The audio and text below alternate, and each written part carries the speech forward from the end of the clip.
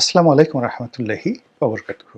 সম্মানিত দর্শক, যে বিষয়টি নিয়ে বা যে খবরটি নিয়ে আলোচনা করব, এটি বেশ পুরনো। কিন্তু রাজনীতি একটি চলমান প্রক্রিয়া। সেই চলমান প্রক্রিয়াতে এটির গুরুত্ব অসাধারণ। আমি যখন খবরটি দেখেছিলাম, আ মনে হয়েছিল যে আজকেই ভিডিওটি করব। কিন্তু এর মধ্যে অনেকগুলো ঘটনা ঘটে গেল। এর মধ্যে জনাব তারেক রহমান সাহেবের দেশে ফেরার যে তারিখ, এটি ঘোষিত হয়ে গেল। ওসমান হাদি গুলিবিদ্ধ হলো। হাসপাতালে এখন খুব মর্মান্তিক অবস্থায় তিনি আছেন। ফলে আমি যে প্রসঙ্গটি নিয়ে আলোচনা করার চেষ্টা করেছিলাম বা সিদ্ধান্ত নিয়েছিলাম, তা কয়েকদিন পিছিয়ে গেল। দ্বিতীয়ত এই যে প্রতিদিনই একটির পর একটি আশ্চর্য ঘটনা ঘটছে। এই ঘটনাগুলো যে ঘটছে বা ঘটানো হচ্ছে কিনা, এটা হয়তো তদন্ত করলে পাওয়া যাবে। এটা অনেকটা উত্তেজনা সৃষ্টি করার মতো বা অনেকটা মানুষের মনকে বিভিন্ন দিক থেকে ডাইভার্ট করার জন্যে। এখন সেটা আওয়ামী লীগের বিষয়ে মানুষের মন বিষিয়ে তোলার চেষ্টা করা হতে পারে। অথবা যদি আওয়ামী লীগ এই সকল ঘটনা, দুর্ঘটনার সাথে জড়িত হয়, তাহলে আওয়ামী লীগেরও যে অপরিহার্যতা, এটা প্রমাণের জন্য করা হতে পারে। বা এই যে প্রতিদিন যে অতি আশ্চর্য ঘটনাগুলো ঘটেছে, এটি নির্বাচনের যে ট্রেন্ড, এটাতে গতি দেওয়ার জন্য হতে পারে, অথবা নির্বাচনটিকে বানচাল করার জন্য হতে পারে। যেমন হাদির গুলিবিদ্ধ হওয়ার পরে স্বয়ং প্রধান উপদেষ্টা বলছিলেন যে এই হাদির উপর যে গুলিবর্ষণ করা হয়েছে মূলত নির্বাচনকে বানচাল করার জন্য। তো যে সকল রাজনৈতিক বিশ্লেষক, আওয়ামীপন্থী যে সমস্ত বুদ্ধিজীবী রয়েছেন, তারা প্রথম দিন থেকে বলে আসছিলেন যে ডক্টর মোহাম্মদ ইউনূসের অধীনে নির্বাচন হওয়া সম্ভব নয়। আমরা এটা মানব না। আরেক পক্ষে বলার চেষ্টা করছিলেন যে উনি যেহেতু সরকারের কোনো আইন শৃঙ্খলা রক্ষা করতে পারছেন না, কাজেই তার পক্ষে একটা সুষ্ঠু নির্বাচন, অবাধ নির্বাচন করা সম্ভব নয়। আরেকটি পক্ষ বলার চেষ্টা করছিলেন যে এই ভদ্রলোক নিজেই ক্ষমতায় থেকে যেতে চাচ্ছেন।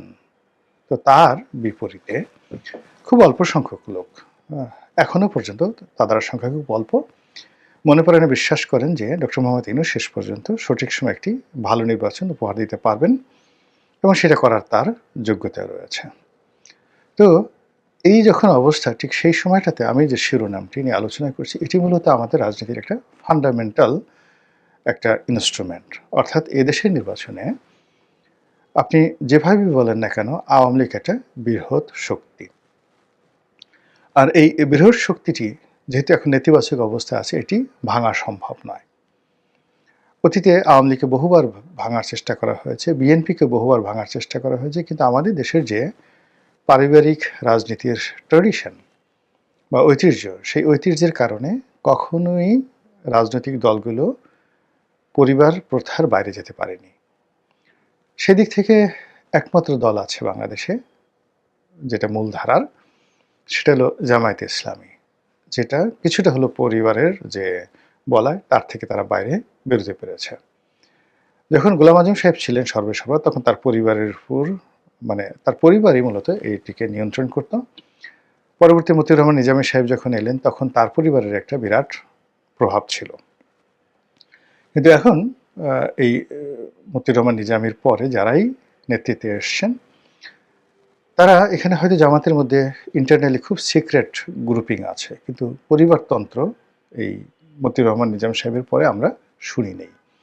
কিন্তু এর বাইরে জাতীয় পার্টি বলেন, বিএনপি, আওয়ামী লীগ, এই তিনটি দল অ্যাবসলিউটলি 100% পরিবার প্রথা দ্বারা নিয়ন্ত্রিত। বড় বড় নেতা বিভিন্ন সময় চেষ্টা করেছেন এই দলের বিরুদ্ধে রুখে দাঁড়ানোর জন্য। জাতীয় পার্টি বহুবার ভেঙেছে, টুকরো টুকরো হয়েছে। কত যে টুকরো হয়েছে তার কোনো ইয়াত্তা নেই। কিন্তু এরশাদের প্রাধান্য, যাকে বলা এখানে, কমানো যায়নি। এরশাদের পরে সবাই হয়তো আশা করেছিল যে জি এম কাদের নেতৃত্বে আসলে এই পারিবারিক প্রথাটা থাকবে না, এবং এখন জাতীয় পার্টির যে ফ্র্যাকশন, সেই ফ্র্যাকশনে all of the stars of the জাতীয় পার্টি এবং যারা মানে টুকরা টুকরা অবস্থায় ছিলেন, বাংলাদেশের রাজনীতিতে তারা কিংবদন্তি, তারা সবাই একত্র হয়েছেন। সেটা আনোয়ার হোসেন মঞ্জু বলেন, রুহুল আমিন হাওলাদার বলেন, আনিসুল ইসলাম মাহমুদ বলেন, মুজিবুল হক চুন্নু বলেন, সবাই এখন একদিকে। আর অন্যদিকে জাস্ট একটা নাম নিয়ে বসে আছেন জি.এম. কাদের এবং শামীম হায়দার পাটোয়ারি।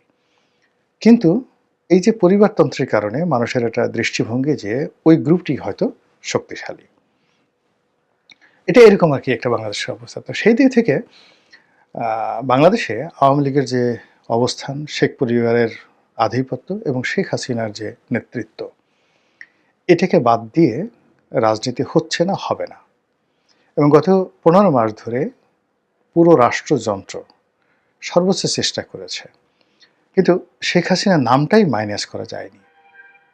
তাকে ভয় দেখানো যায়নি। আওয়ামী লীগকে শেখ হাসিনা থেকে বিচ্ছিন্ন করা যায়নি। তো সেই দিক থেকে বারবার যেটা হচ্ছে যে ঘুরে ফিরে শুধু শেখ হাসিনার কথাই সামনে চলে আসে।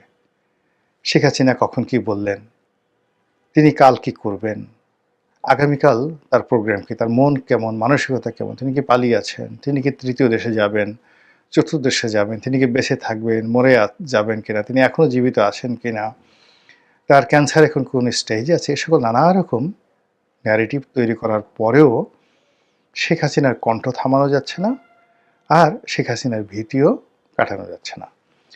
এগুলোকে সামাল দেওয়ার জন্য সরকার তার প্রোপাগান্ডা মেশিন দিয়ে নানা রকম, যাকে বলা হয়, আবহাওয়া তৈরি করছে, নানা রকম ওয়েব, বড় বড় ঝড় ঝাপটা তৈরি করার চেষ্টা করছে। মামলা, মোকদ্দমা, হামলা, জুলুম, অত্যাচার, নির্যাতন কোনোটাই কিন্তু বাদ যায়নি।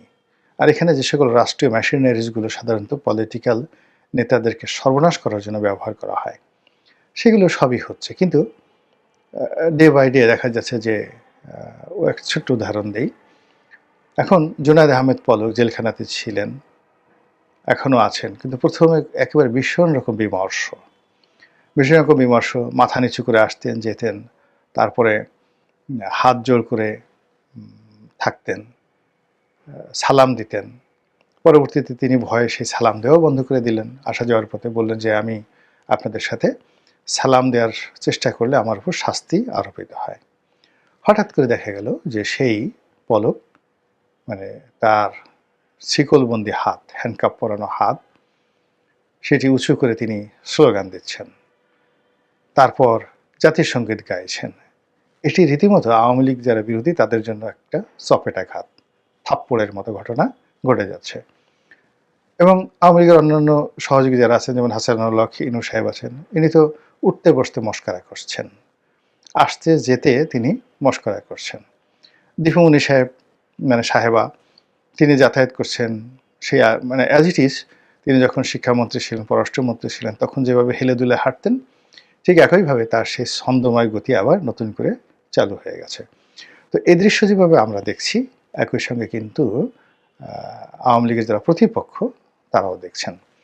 তো এই কারণে কি হলো, তারা আওয়ামী লীগকে অবদমিত করার জন্য, শেখ হাসিনাকে অবদমিত করার জন্য নানা রকম তৎপরতা তারা চালাচ্ছেন। এবং এই তৎপরতার মধ্যে কয়েকদিন আগে সরকারের পক্ষ থেকে বলা হলো যে খুব দ্রুত ভারত এবং বাংলাদেশের মধ্যে যে বন্দি বিনিময় চুক্তি রয়েছে সেটি কার্যকর হবে, এবং সবার আগে সাবেক স্বরাষ্ট্রমন্ত্রী, যাকে তারা এ যুগের কসাই এই হিসেবে গালাগাল করে, তো সেই আসাদুজ্জামান খান কামাল, তাকে বাংলাদেশে ধরে আনা হবে, গ্রেপ্তার করে আনা হবে। কেউ কেউ আরও এক দফা এগিয়ে গিয়ে বলার চেষ্টা করলো যে ভারত সরকারকে নমনীয় করা হয়েছে এবং এটা আমেরিকার মধ্যস্থতায় এই কাজটি করা হয়েছে, এবং যে কোনো মূল্যে ভারতকে রাজি করানো হয়েছে, তারা শেখ হাসিনাকে বাংলাদেশে ফেরত দেবে। আর এক পক্ষ বলার চেষ্টা করা হলো যে না, ফেরত আনার দরকার নেই, ঝামেলা বাড়িয়ে লাভ নেই, তাকে তৃতীয় বা চতুর্থ কোনো দেশে হস্তান্তর করলেও আমরা অনেকটা সুখে শান্তিতে থাকতে পারবো। তো এই যখন আলাপ আলোচনা চলছে, ঠিক সেই সময়টাতে পররাষ্ট্র উপদেষ্টা জনাব তৌহিদ, তিনি বেশ স্পষ্ট গলায় বললেন যে ভারত যদি স্বেচ্ছায় ইচ্ছে করে শেখ হাসিনাকে আমাদের হাতে ফেরত না দেয়, তাহলে সরকার হিসেবে, রাষ্ট্র হিসেবে এই মুহূর্তে শেখ হাসিনার বিরুদ্ধে আমাদের কিছুই করার নেই। এর চেয়ে উত্তম জবাব আর হতে পারে না, এর চেয়ে দুর্বল জবাব আর হতে পারে না, আর এর চেয়ে আত্মহত্যামূলক সরকারের জন্য জবাব হতে পারে না। এবং এই বক্তব্যের ফলে আওয়ামী লীগের যে কুয়াত, আওয়ামী লীগের যে শক্তিমত্তা, সাহস, আওয়ামী লীগের মধ্যে যে আশা, ভরসা, এটা অন্তত ১০০ গুণ বেড়ে গেল। আর জনাব তৌহিদ তিনি যেহেতু খুব ঝানু একজন কূটনীতিবিদ এবং অনেকটা লিবারেল, ব্যক্তিগতভাবে ধানাই-পানাই করা এরকম জিনিস তাকে দেখে মনে হয় না যে তিনি এই কাজগুলো করতে পারেন। তো কাজেই তিনি দীর্ঘদিন তার যে কূটনৈতিক জীবন সেখানে বুঝতে পারেন যে বাংলাদেশের রাজনীতিতে, কূটনীতিতে, অর্থনীতিতে এবং পররাষ্ট্রনীতিতে ভারতের গুরুত্ব কতখানি যাকে বলা হয় প্রভাব বিস্তার করে। অতি সম্প্রতি ভারতের পররাষ্ট্রমন্ত্রী জনাব জয়শঙ্কর, যাকে বলা হয় নরেন্দ্র মোদীর পরে সবচেয়ে প্রভাবশালী ব্যক্তিত্ব, তিনি শেখ হাসিনাকে নিয়ে কথা বলতে গিয়ে খুবই গুরুত্বপূর্ণ একটি সাক্ষাৎকার তিনি দিয়েছেন। ওই দেশের যে সবচেয়ে প্রভাবশালী টেলিভিশন এনডিটিভি, তো সেটার যিনি প্রধান সম্পাদক তার সঙ্গে একটি সাক্ষাৎকার দিতে গিয়ে তিনি যেটি বলেছেন শেখ হাসিনার সম্পর্কে, যে শেখ হাসিনা এখানে কতদিন থাকবেন এটা হাসিনা জি, মানে honourable Sheikh Hasina, your excellency Sheikh Hasina, তার উপর নির্ভর করে। অ্যাজ ইট ইজ মনে হচ্ছে যে শেখ হাসিনা সেখানে আছেন তার ইচ্ছাতে, তিনি স্বাধীন, তিনি যতদিন ইচ্ছা সেখানে থাকবেন এবং তিনি যখন মনে করবেন বাংলাদেশে যাওয়ার জন্য তিনি সিদ্ধান্ত নেবেন, তিনি তখনই সেটা যেতে পারবেন। তো ভারতের পররাষ্ট্রমন্ত্রীর এই ধরনের কথা, এটা রীতিমতো একটা বোম ফাটিয়ে দিয়েছে হাসিনা বিরোধীদের মাথার উপরে। যে যেখানে তারা প্রচার করছে ভারত ফেরত দেবে আসাদুজ্জামান খান কামালকে, যেখানে তারা প্রচার করছে বন্দি প্রত্যাবর্তন নীতি অনুযায়ী শেখ হাসিনাকেও আনা যাবে, তাকে ধরে নিয়ে আসবো, যেখানে তারা প্রচার করছে যে শেখ হাসিনাকে ভারত এখন লায়াবিলিটিস মনে করছে এবং তারা অন্য কোনো দেশে, তৃতীয় কোনো দেশে অথবা চতুর্থ কোনো দেশে তারা শেখ হাসিনাকে হস্তান্তর করবে, এবং অনেকে বলার চেষ্টা করেছিলেন যে রাশিয়াতে তাকে পাঠানো হতে পারে। তো সেই জায়গাতে জনাব জয়শঙ্কর যেভাবে শেখ হাসিনার পক্ষে বললেন, মনে হচ্ছে যে ভারত শেখ হাসিনার নিজের দেশ, অথবা ভারতের যে বর্তমান সরকার সেই সরকারের উপরে শেখ হাসিনার প্রভাব এতটা বেশি যে তিনি সেখানে স্বেচ্ছায় আছেন এবং যা ইচ্ছা তাই করতে পারছেন। রাজনৈতিক মিটিং, এরপর বক্তৃতা দেওয়া, বিবৃতি দেওয়া, সাক্ষাৎকার দেওয়া, স্বাধীনভাবে চলাফেরা করা, আত্মীয় স্বজনের সাথে সাক্ষাৎ করা থেকে শুরু করে সকল সুযোগ সুবিধা একজন একজন একটা স্বাধীন মানুষের মতো তিনি করতে পারছেন। তো এই খবর যখন প্রচারিত হলো, এনডিটিভির সঙ্গে সাক্ষাৎকারটি যখন প্রচারিত হলো, আওয়ামী লীগের যারা লোকজন তারা তো হৈ হৈ করে উঠলে, দেখো দেখো দেখো, তোমরা যে সকল মিথ্যা কথা বা মিথ্যা প্রোপাগান্ডা ছড়াচ্ছিলে, তোমাদের যারা টোকাই মুখাই যারা আছে ইউটিউবে, যারা মানে এই আজকে গুলি করে কালকে ফেলে দেয়, পরশুদিন শ্যুট করে তারপরের দিন পাড়িয়ে মেরে ফেলবে, এরকম একটা ভাব সব দেখায়, দেখো জয়শঙ্কর কী বললেন।